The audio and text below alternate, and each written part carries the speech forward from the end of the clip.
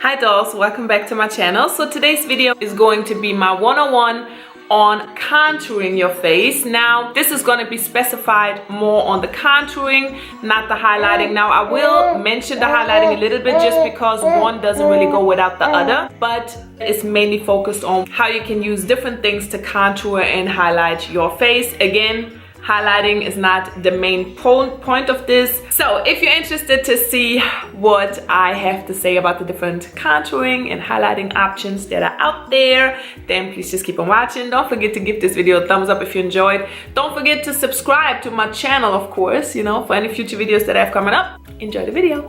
Option number 1, cream contour right away. Cream contouring with foundation. Now what people normally use is a cream foundation, either a cream foundation, which is a little bit thicker than the regular liquid foundations, or you use a stick right away. Now I don't have a clip of that just because I personally haven't found a nice cream slash stick foundation that was good for me to use with my oily combination to oily skin. If you have any recommendations, please leave them in the comments down below. But what you do is you basically, and I'm going to insert a photo of how you kind of contour your face, but what you basically do is you just, instead of without using foundation or whatever, you use the contouring as a foundation. So everywhere where you normally would go down with your contour and stuff, you just instantly apply the foundation.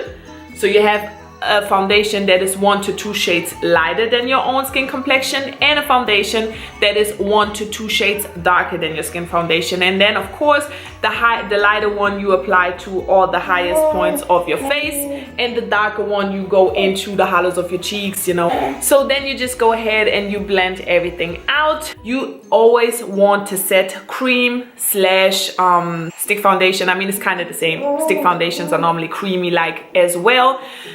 You always want to set them with a powder just because you want to keep it where you put it at. You don't want it to move around and stuff like that. And obviously, if you have ever applied cream or whatever to your hands, it doesn't stay there. You know, if you touch something, you're gonna have cream there or whatever. So you always have to set your cream contour. Option number 2, contouring only with powder. Now what you do is you apply your foundation normal, you apply your concealer, set everything, set your face and everything.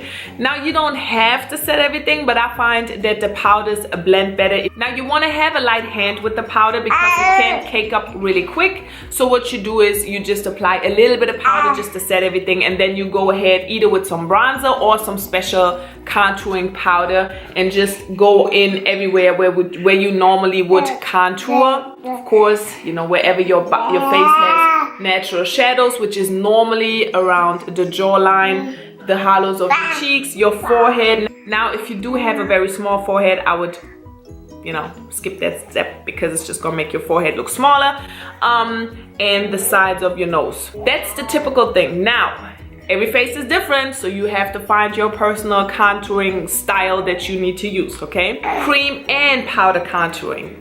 Now this is where it gets a little bit tricky. So you want to start off with a pretty thin layer of foundation because you will be adding some cream over it, and you also will be adding some powder over it. To avoid being too cakey, you want to, you know, start off with a thin layer of foundation. I would probably use like a beauty blender. Then you go in with mostly either some cream or some concealers. I personally like using the LA Girl Pro concealers because they are very inexpensive and I find that they are pretty good.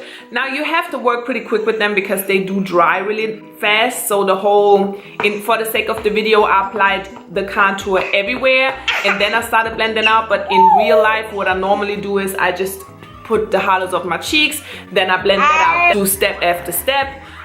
Because I find that it just dries up too quick and then I'm really struggling blending the product out. And once you're done with that, you go ahead and you set everything with some powder contouring or again bronzer as well. Like if I'm really trying to slay my contour, I normally apply my foundation, my cream contour. Once I'm done blending that out, I just go ahead with some contouring powder, which is like cool toned and very dark, and just go in with where I really want the contour to stand out. And once I'm done with that, or for my nose, I like to use the darker contouring powder as well. And then I still go over it with some bronzer just to blend it in and just to make it look a little bit more natural.